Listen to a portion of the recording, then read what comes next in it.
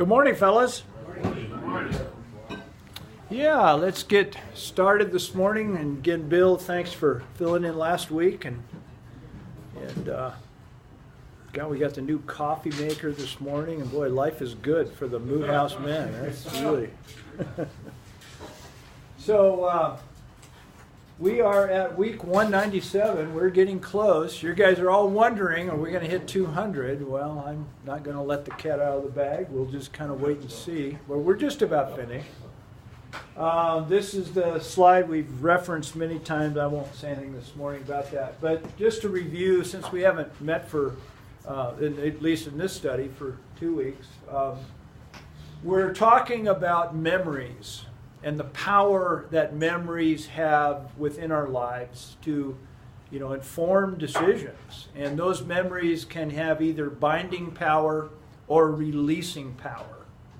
And that's what this slide is all about. The context is the burial of their father Jacob and the long trip back from Egypt to the land of Israel for the burial and all of the time on the trail. And so I've got that little picture there, two brothers walking as they're on trek from Egypt back to home. And do you remember the time? So anyway, that's the context. Last time we talked about binding power, and within this context here, chapter 50, 15 through 21, we're going to read that again in just a moment to refresh our minds. But we've looked at one side of what is talked about in that text, and it's depicting the brothers, the binding power of memories demonstrated by the brothers' actions. And this is a review from last time. And you notice I've got this little image of handcuffs because memories can have a binding power. The brothers were bound by their memory because they were not able to receive Joseph's forgiveness. Thus, they were unable to forgive themselves. The idea, if we are not able to receive, we certainly, from others, forgiveness, we are not able to forgive ourselves. It all relates together. Because they were not able to forgive themselves, they perceived the relationship with their brother as unattainable and therefore could not allow themselves to enter in. I had an image last time, a picture of Joseph on the screen, a little cartoon figure, and then a circle depicting his realm of relationship. And they weren't able to pop the bubble. They weren't able to go in. They weren't able to allow themselves. Here's Joseph inviting them into relationship, and they were not able to enter in. Their action was an attempt to manipulate the relationship in order to bring it under their own power. Because it wasn't safe to enter in, the only other alternative is to manipulate that relationship. So we've talked about that. Now this morning what we're going to do is move over to this side, and we're going to look at Joseph within that same text. So if somebody could read that, could somebody read 15 through 21? When Joseph's brothers saw that their father was dead, they said, "What if Joseph holds a grudge against us and pays us back for all the wrongs we did to him?" So they sent word to Joseph saying, "Your father left these instructions before he died.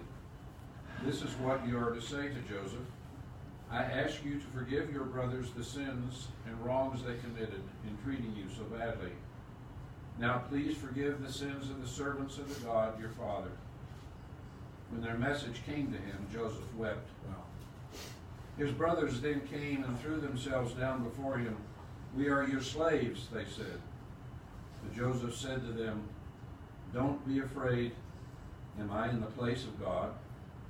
You intended to harm me, but God intended it for good, to accomplish what is now being done, the saving of many lives. So then don't be afraid. I will provide for you and your children." And he reassured them and spoke kindly to them. Good. Really a great text. Thanks, Dave, for reading that. So let's move on. We're Power of Memories, and we're into part 3. This is the third week we're looking at this. And we're going to talk about releasing power. And releasing power within the text is exemplified by Joseph. And there are two primary actions regarding Joseph. One is he wept, and the second is that he said. He wept, and then he said. So addressing the first issue, question to you guys is when Joseph received the message from his brothers. Again, it was designed, remember the message that, hey, Dad said, he wept when he received that message. And the question I have for you guys is, why do you think he wept? I'd like to dwell on this a little bit. What do you think, guys? Why did Joseph weep? Dick. And then Charlie. Yeah. I'll take a stab at it. Yeah, take a stab. I think he was overwhelmed by God's graciousness as to how he was used, in spite of what his brothers did, how he was used in Egypt in such an amazing way, and the opportunity that he had to continue to bless his brothers and give them the grace that only God could allow him to have towards them. Well, would you say it was tears of joy then? I think that it's mixed, personally. I think there's mixed tears there. Okay, all right. Charlie's got an opinion. What do you think? Pretty much the same thing. I think he was overcome by the responsibility or the response.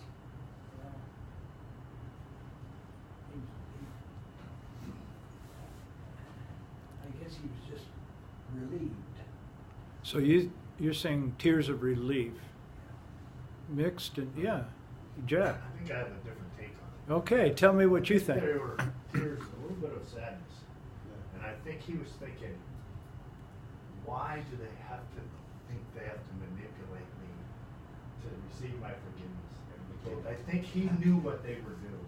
I think he thought they're using Dad to try to kind of force me into giving them forgiveness when I was ready to give it anyway. Yeah. You know, I think He's actually, Jeff, he's already given it. He's already forgiven it. Yeah. Years ago. Right. Yeah. I'll piggyback on that. I think he's thinking they still don't get it. They still haven't changed. Because I remember when he sent them back to pick up Dad, he said, "Don't argue along the way." He's kind of wondering, are these guys finally going to get it?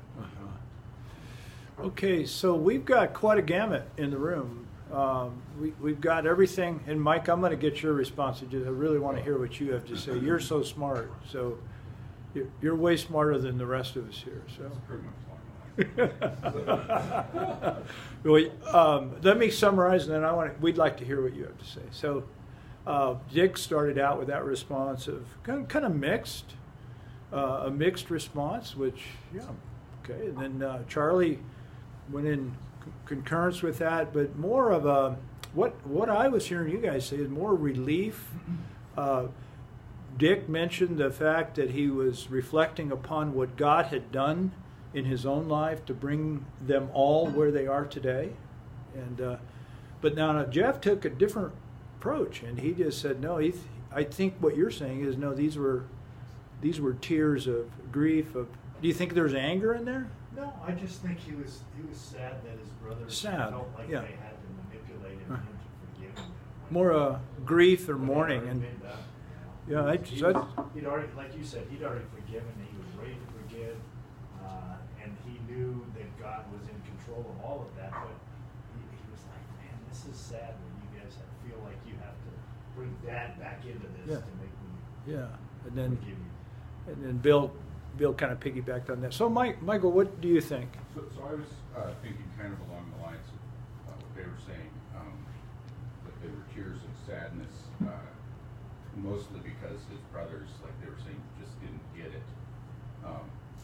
And it was really the blessing of God, because he had, told them about the dream many years ago. And so God had already conveyed the message of how these things would come about. And the blessing was to the whole family. And Joseph was always trying to like get in with the brothers, and the brothers were like Pushing him out. Yeah, and so Joseph was, trying to present, look, God saved you and our entire family, which they probably kind of knew he was going to do because they were the family of blessing, through Abraham. But anyway, but just that, that they had missed God's provision for them, and instead of, accepting it graciously, like you were saying, you have to be able to receive. Instead of accepting it graciously, they were trying to probably manipulate the situation and all Right. of that. And it just, it kind of reminds me of our situation as Christians when we're trying to reach out to other people and, tell them, look, Christ died for you. And you have, to me, it's tears of sorrow when the people just don't get it. Especially when they're like close. And just don't get it. Go ahead. Well, I don't blame the brothers in a way here. I mean, I don't know what happened. This is a long time. But when they got there, even though Pharaoh told Joseph, give him the best part of land, they weren't really into shepherds. They didn't care about this. Put him over here. So my feeling is the brothers and Jacob lived over in Gershon and raised their flocks and things like that. And Jacob was full-time busy being the Secretary of State. I mean, Joseph? Pardon? Joseph? Joseph, yeah. He had a job to do. He was right next to the Pharaohs. I don't know if there was much communication going on over these years except to go back and see Dad. And of course, Dad and Joseph were really linked at the hip in a way the brothers weren't. So when this happened, I expect the brothers like, he loved Dad. We got that straight. And he's tough with Pharaoh. Now he can do what he wants. And maybe the rest of it, he cared about us because he cared about Dad. Dad's gone, we're toast. And I'd like to say, well, you're the brothers of children of promise and all that stuff, but I think in their eyes, I don't want to sanctify them too high, they were just a bunch of sheep herders who remember manipulating their brother. I mean, they shouldn't have, but Joseph did, but I kind of don't blame them. I don't know what other reality they would have had. Well, no, it's definitely understandable. Yeah. But this is where it comes down to, are you, you might say, ruled by your memories, or are you ruled in experiences, or are you ruled by your beliefs? And if you, so the question is when they conflict, then what? Right? So if you say, okay, I believe in God, Father, I believe that, and in their case, we received this message from God. We remember because that was the thing that caused us to get so angry in the first place, that we would all bow down to Joseph. That's what caused us to do what we did. And if one recognizes, okay, God said this was going to happen, so I had two choices. I could have said, that's interesting, it would be interesting to know why God did this, would do this, and then history would have progressed, in one way. Obviously, it went the way it did, but still, after they had done what they did, if they recognized, okay, God did this, the whole God meant it for good. Now, they'd already been forgiven, so that's the important, the fact that had previously happened. When that happened, if they had accepted this is God's provision for us and all of that, then it would have been a much different regathering. It would have been like with Christians when someone comes to Christ and accepts, then we have tears of joy, right? Because they come in and it's a wonderful blessing that this person has accepted God's message. And in this case, the brothers still hadn't gotten it. But I agree with you, but I think in a crisis, but the thing here is, the person who remembered the dream when this happened was Joseph. They said, did he remember? Joseph has the high seat here. I mean, that memory was powerful for him because he'd been through something. I don't know if those guys carried that same weight of memory of that event. If he just came and told them, you're going to bow down to me, and they just away with you, you little jerk. And Joseph came to, and I'm sure he could have told them that, but I think the memory is far more raw and fresh for Joseph than it was for them. Well, except usually, it's seems to me that human nature is to try to, what's the word, justify ourselves. And so my guess is that, especially like when they were dealing with, before they knew that Joseph was Joseph, Right. and the whole lecture from their father and all of that, it wouldn't surprise me. Now this is, well, speculation, but it wouldn't surprise me if in their minds they were thinking, he deserved what he got because of whatever.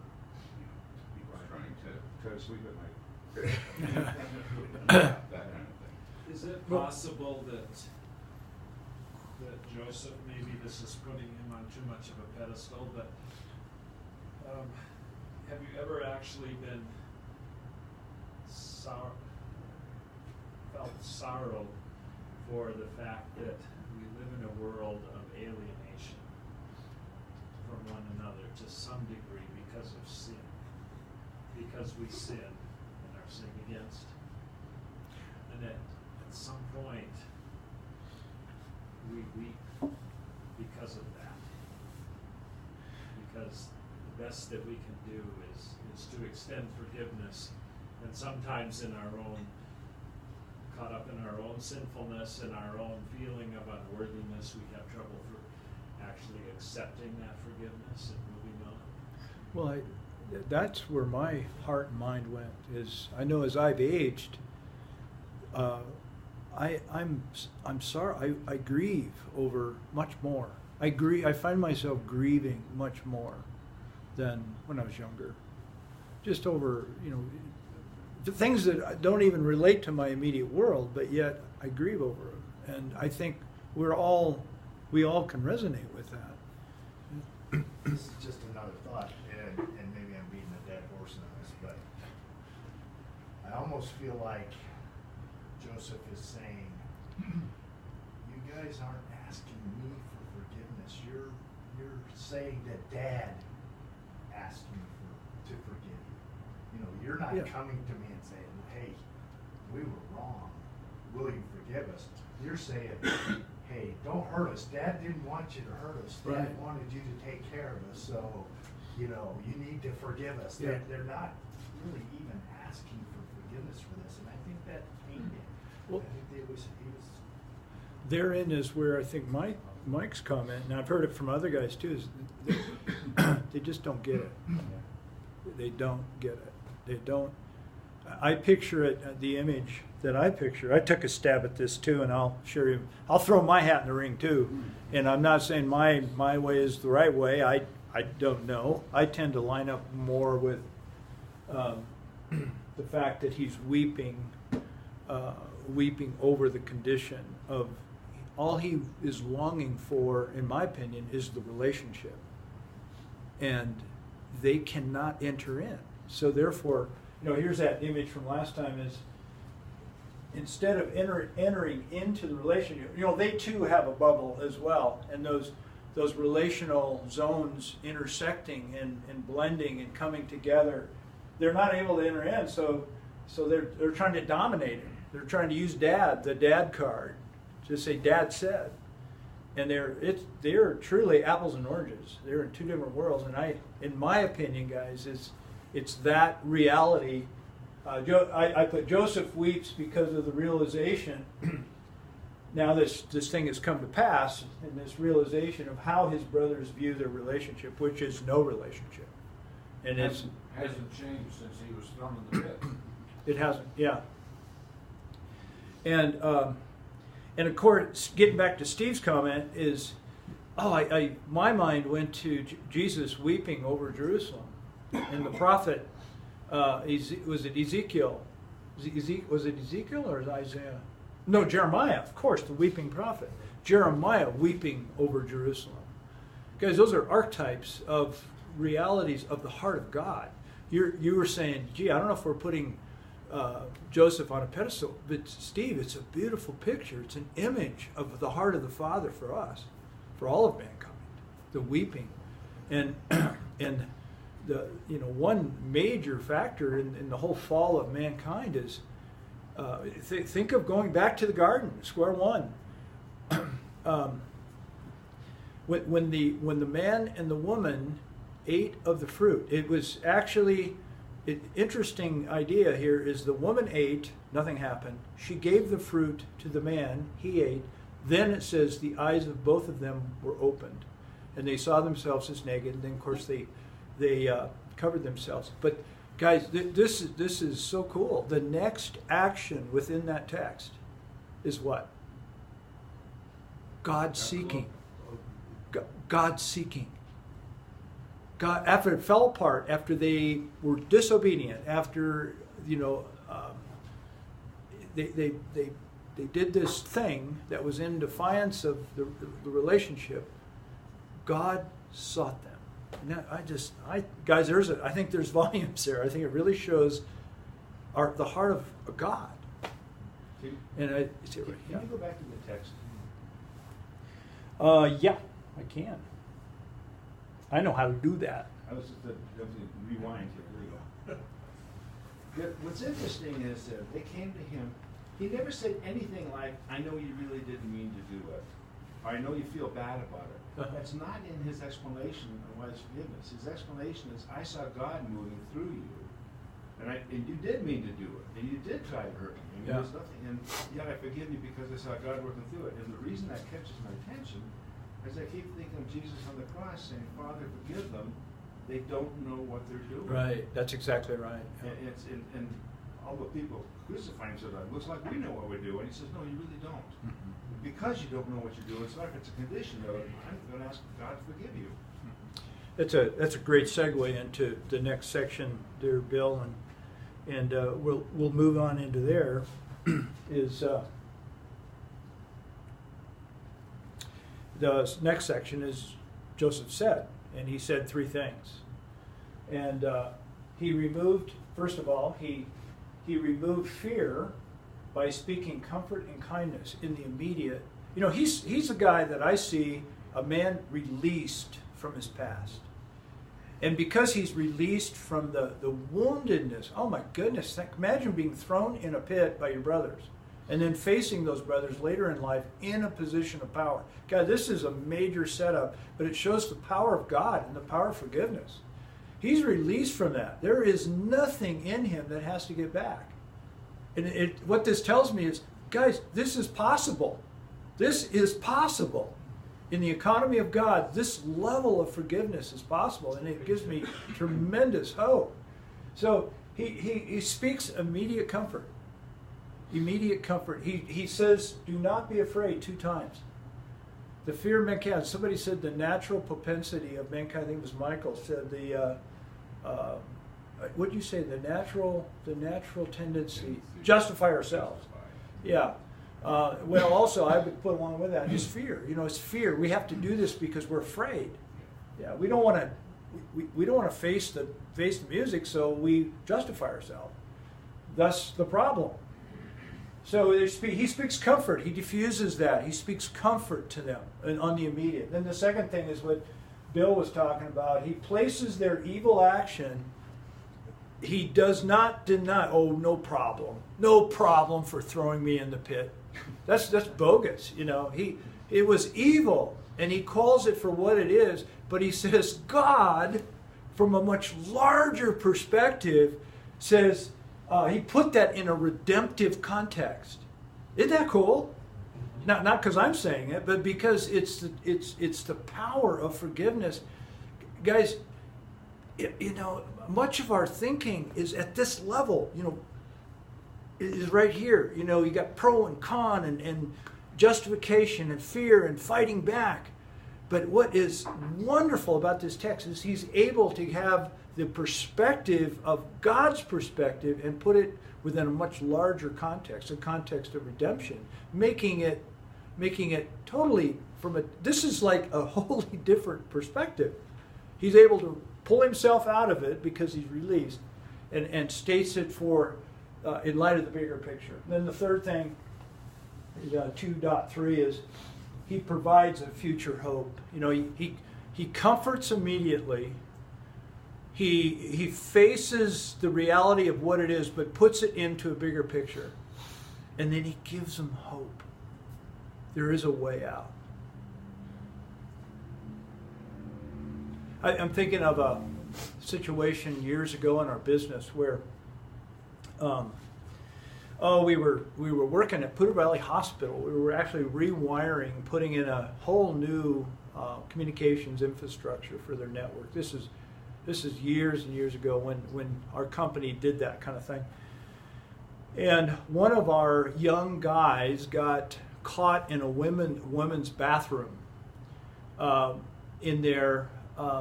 And, we had access to the bathrooms because, there was routing of cabling through the bathrooms. But he was caught in there, and I don't remember the details. But he was, they've got a no latitude policy. I forget what they called it. And he got booted from the project. He could never go back on site again because he did that. So, I worked with him. What was, and he, his explanation convinced me that he was in there for a reason.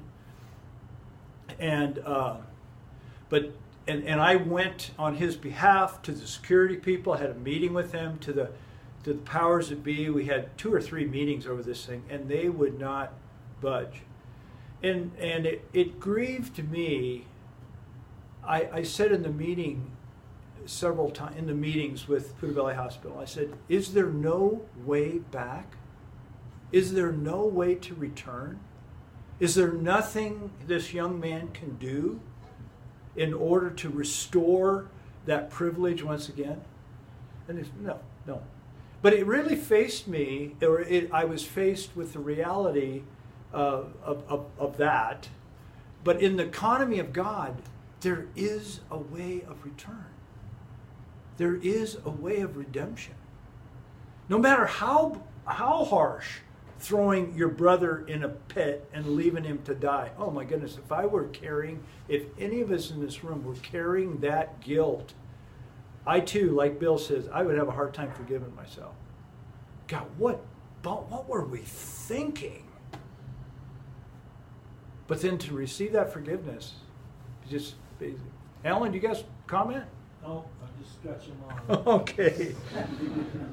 So the point being, guys, is here on this side is Joseph has been released from his painful memory, free to move on with his life, showing the power of forgiveness, the power of God. Because he is free, he is able to extend that freeing invitation to others through forgiveness. And his forgiveness is characterized by 3 factors. And those 3 factors are pulled from the 3 actions. He removes fear. A person who is free has forgiven himself or has received God's forgiveness. One characteristic is that person will remove fear from the context instead of perpetuating fear. Do you see that?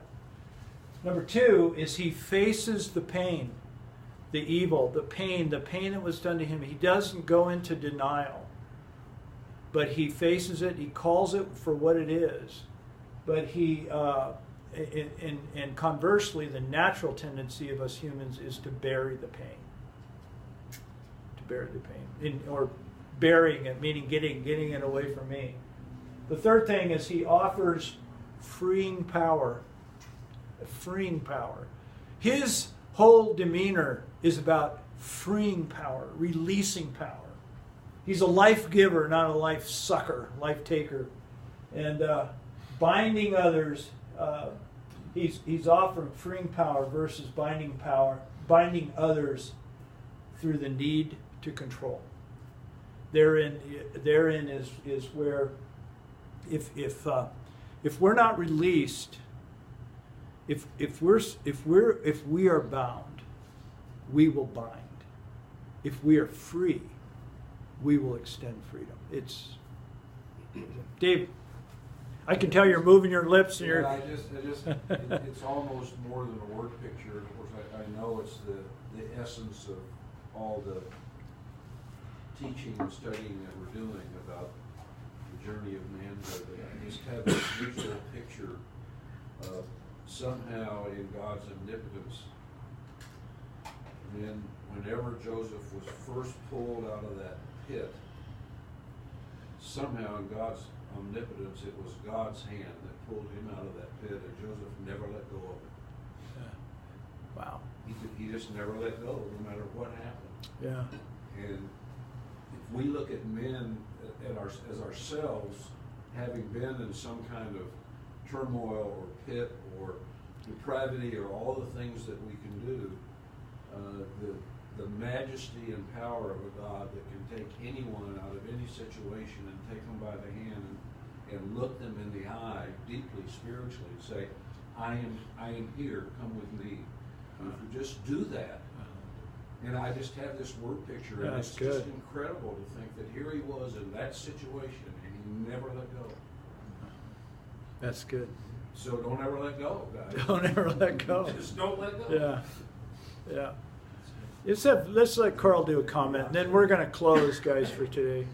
I've been doing a little devotional here, and they brought up the very fact this little phrase is spoken over and over again in the Bible, and Jesus speaks it to the disciples as he comes walking on the water, fear not.